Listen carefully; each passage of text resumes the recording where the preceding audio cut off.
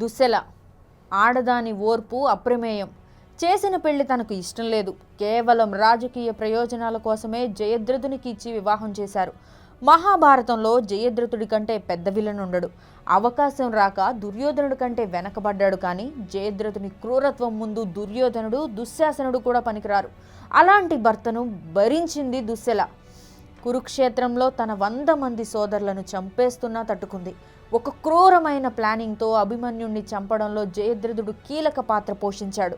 పద్మవ్యూహంలో అభిమన్యుడు చిక్కుకునేలా చేస్తాడు. తన కొడుకు మరణానికి కారణమైన జయద్రథుని అర్జున్ని చంపేసినా దానికి మొదట బాధపడినా తర్వాత దుశ్శల అర్థం చేసుకుంది.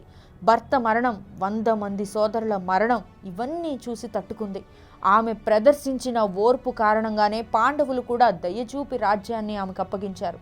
భర్త, సోదరులు లేరు, అయినా ధైర్యంగా నిలబడి రాజ్యపాలన చేసింది. తన కొడుకు పెద్దయ్యే వరకు రాజ్యాన్ని కాపాడింది. కొడుక్కి రాజ్యాన్ని అప్పగించింది. అంత బాధలోనూ రాజమాతగా తన కర్తవ్యాన్ని, బాధను మర్చిపోలేదు.